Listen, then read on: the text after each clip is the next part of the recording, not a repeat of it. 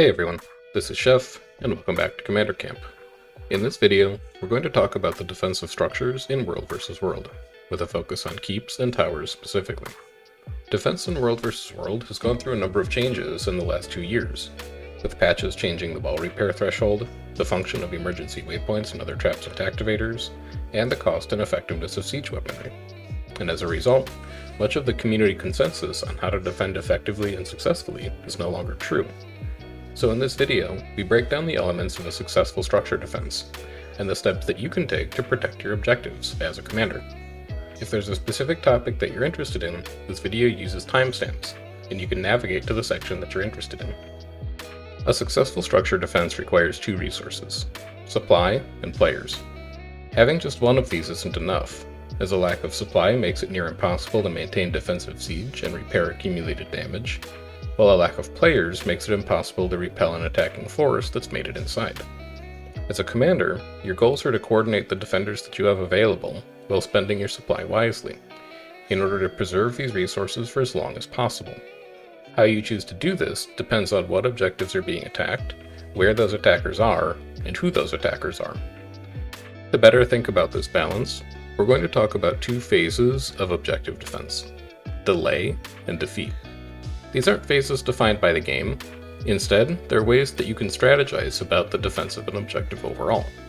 The delay phase of a defense event involves slowing down and disrupting an enemy attack to give defending players a chance to rally up the objective and organize themselves.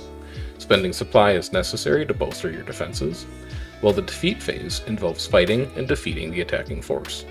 A good defense of an objective, against a competent opponent, will incorporate both of these strategies, and knowing when to switch between the 2 is crucial for a successful defense. In the delay phase, your primary goal is to prevent an enemy group from making it too far into an objective before you and your defenders are ready to push them back. If an attacking group is left unchecked, they'll destroy important defensive siege and progress further into your structure, giving them more opportunities to position themselves defensively. There's a number of things that you can do to slow this process down and give allied players enough time to make it to the objective in order to fight back. First is an early warning system. Player and NPC scouts, the watchtower upgrade for towers, and target painter traps, not target painters, can all give you advance notice of an enemy group's movement. And you can use these to buy yourself and your team additional time to respond to an objective before it comes under attack. Of these options, I think painter traps are the most flexible option that you have, and you don't even need to be a commander to use these. Painter traps can be purchased from the Tricks and Traps merchant at any Borderlands spawn point, as well as in Armistice Bastion, or obtained as drops from Siege Blueprint cases or Tricks and Traps capsules. These traps are placed on the ground at strategic locations, like choke points leading to a keep, and when triggered, they'll reveal enemy players on the map to your team.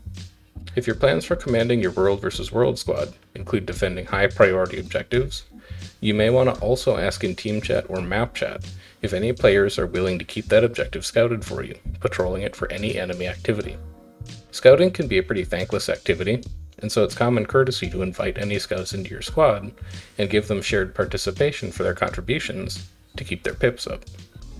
Your delay tactics continue even as an enemy group sets up siege to attack an objective. For a group that's already at the gates or at a wall, you should focus on depleting that squad's supply and destroying siege that they've built.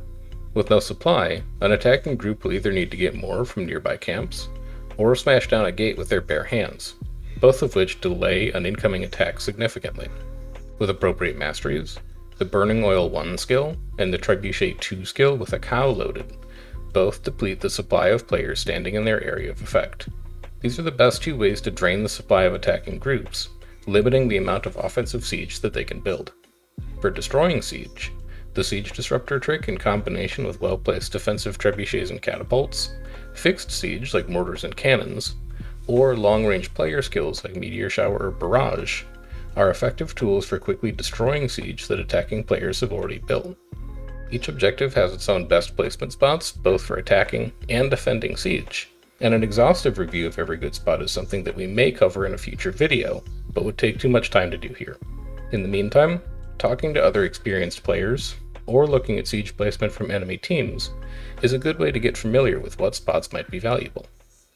It's tempting to think that repairing walls while they're taking damage is a useful delay tactic, but as I mentioned at the start of the video, preserving supply in a protracted siege is one of the highest priorities for a defending group. Instead of actively repairing while walls and gates are being attacked, it's often better to save supply in the event that those walls and gates are destroyed, and then repair these structures after the built siege has been removed and the attacking group has moved elsewhere in the objective. Once that siege is destroyed and walls are repaired while an enemy group is inside, any defeated players will need to reopen the structure to get back to their commander, or wait for a portal, splitting the attacking force and forcing them to move around the objective. Later on in this video, we'll cover some effective ways to split up an attacking force, and preventing their respawns from making it back inside is crucial for doing this effectively.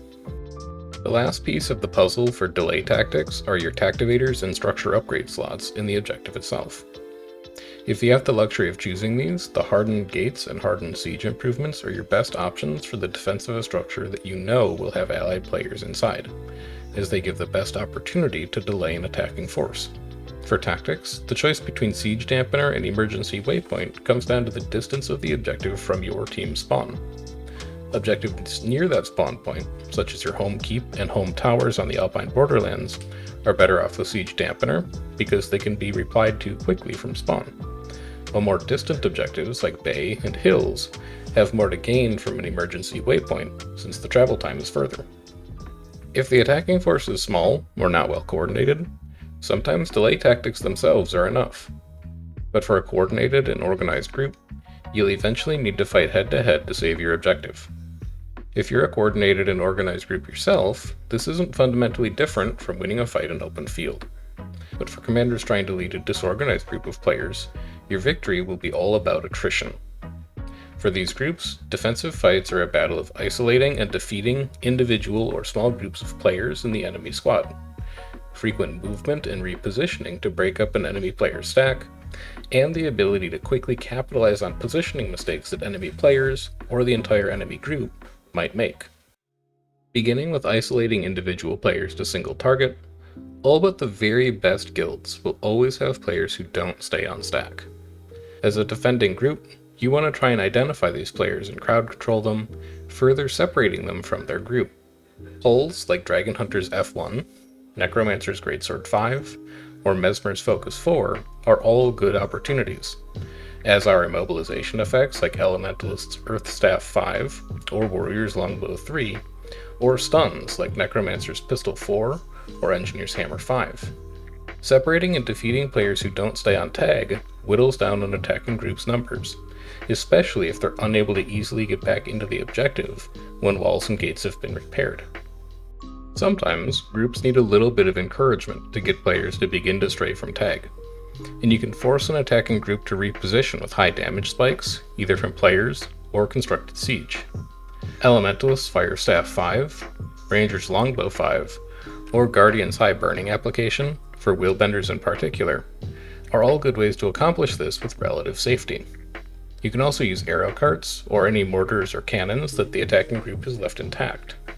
As the attacking group moves to break line of sight, regroup to heal party members, or to destroy place siege that defenders have built, you and other defending players should look for opportunities to stun, pull, immobilize, or otherwise separate players from that main attacking stack.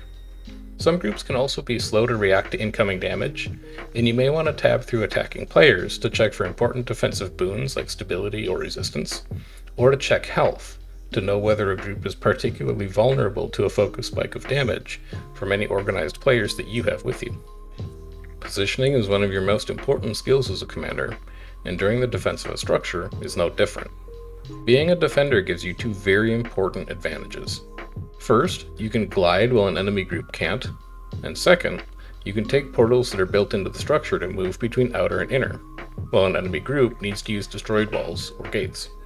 This makes it much easier for you to get out of harm's way while fighting an attacking group, either by gliding to safety or taking a portal, and you can use these abilities to refresh your cooldowns after a spike, or get separation from an aggressive attacking group to allow your own team members to regroup to you. Assuming that you successfully defeat whoever's trying to break into your objective, it's unlikely that they'll try once and then give up. Instead, once you finish cleaning up an attacking force, you'll want to return to focusing on delay tactics while the attackers themselves also regroup. Rebuild destroyed walls and gates, replace destroyed siege, and secure outlying camps to ensure a steady flow of supply into the objective to maintain your ability to survive multiple waves when attack. Or you can go on the offensive, capturing an attacking team's camps to deprive them of their own supply to rebuild rams and catapults, or move a fight to a smaller objective like a tower instead of a keep or garrison, forcing the attacking group themselves to play defense. All of these techniques make it easier to hold on to high-value objectives, making them valuable sources of your team's war score, as well as enticing targets for attacking groups to siege in the future. Either way, that's all I've got for you in this edition of Commander Camp.